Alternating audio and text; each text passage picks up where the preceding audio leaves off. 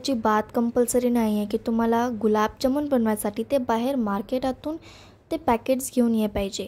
तर आज आहे ना, मी तुमच्यासोबत मस्त अशी एक रेसिपी शेअर करणार आहे। जर तुमच्या घरी पार्टीसुद्धा असेल ना, तर तुम्ही 100च्या पैकी वरत्या गुलाबजामुन बनवू शकता, तेही 0 खर्चा। तर चला मग सुरू करूया आजची रेसिपी।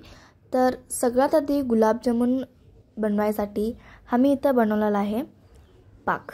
तर पाक तयार करायसाठी मी इथं सगळ्यात आधी तर 1 वाटी इथं साखर घेतलंय। साखर घातल्यानंतर आणि 1 वाटी मी ज्यात पाणी टाकलं, जेवढं साखर तेवढंच पाणी।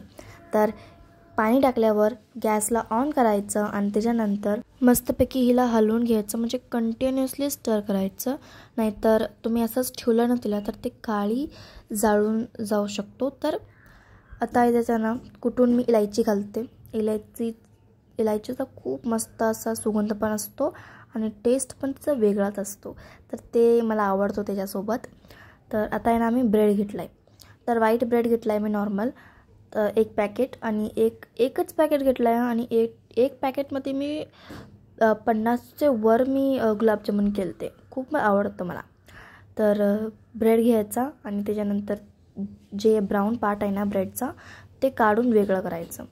ते तुम्ही आहे ना फेकून देऊ नका, ते तुम्ही कुठल्याही कालवणात घालू शकता किंवा कुठलाही क्रिस्पी पदार्थ बनवायचा असेल ना, तर त्याच्यात तुम्ही ते मिक्सीमध्ये लावून ते यूज करू शकता। तर आता आहे ना, ते आपलं जे पाक आहे ना ते एकदम मस्त बनवून रेडी झालेलं आहे। तर आता मी त्यानं त्याच्यात थोडंसं फूड कलर घातलं आहे। आता ह्याच्यानंतर एक बाउल घ्यायचा आहे आणि एक बाउलमध्ये आम्ही जे ब्रेड मस्तपैकी असं कापून घेतलेलं होतं त्याला आता हाताने असं पुढून घालायचं त्याच्यात अशा प्रकारे।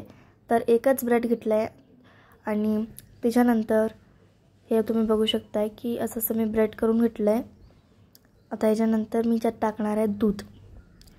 तर दूध आहे ना मी गरम करून घेतलेला होता, तर थोडंसं थंड झालं आहे, जास्त नाही।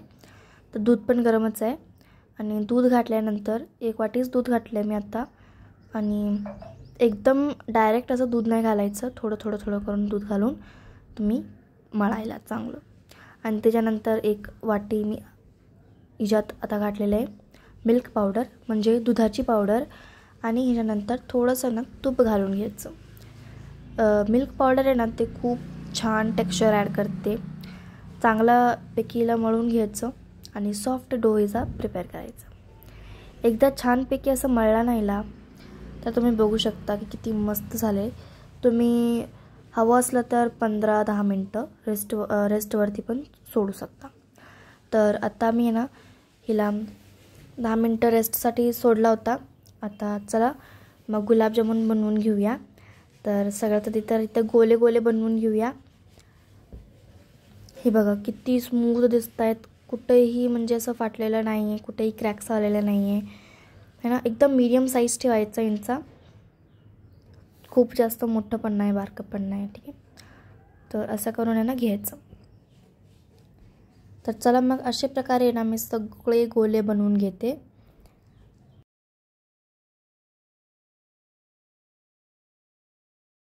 तर इथं तुम्ही बघू शकता पाक पण आपला मस्तपैकी रेडी झालेला आहे बनवून। आता साईडमध्ये तुम्ही बघू शकता की जे आपले मी गोले बनवून घेतले होते ना ते पण बनवून रेडी झालेले आहेत आणि खूप मस्त दिसत आहेत गोले पण।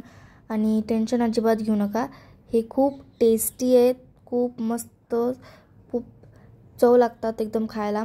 एकदम ते रस सगळं आत विरघळलेला असतो।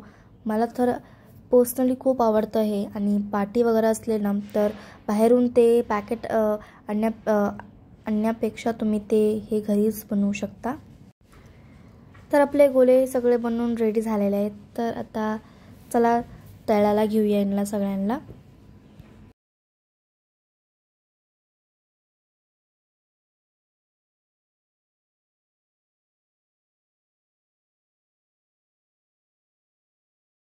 साईडमध्ये मी इथं पहिलंच कढाई ठेवलेलं होतं आणि कढाईमध्ये तेल पण ठेवलेलं होतं। तेल पण मस्त असं गरम झालेलं आहे। तर आता यांना भाजून घेऊया, फ्राय करून घेऊया। आणि एक कढाईमध्ये जेवढं मातेल ना तेवढंच घालायचं, म्हणजे जास्त असं ओव्हरलोड नाही करायचं। तर ह्या कढाईत जेवढं मायला मी तेवढंच घातलं आणि मस्तपैकी ना ब्राऊन कलर येईपर्यंत यांना चांगलं असं फ्राय करून घ्यायचं।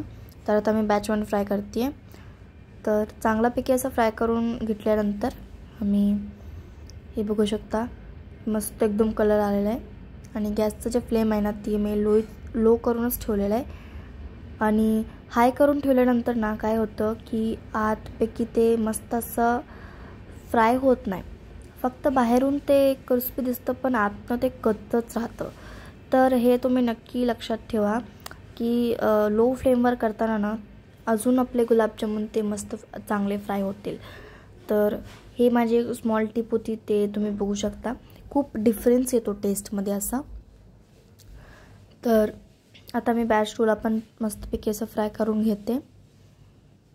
आणि बघू शकता खूप टेम्पटिंग दिसतं इथे. तुम्ही पण नक्की ट्राय करून बघा. आणि पार्टी वगैरे असले ना तर तुम्ही हे नक्की बनवून ट्राय करून बघू शकता. कोणाला पण नाही कळणार की तुम्ही हे घरी ब्रेडपासून बनवलेले. एवढं सिमिलर टेस्ट करतात ते. तर आता यांना चांगल्यापैकी इनला भाजून घेतलं आहे. चला मग असंच पैकी मी सगळे गुलाबजामुन फ्राय करून घेते.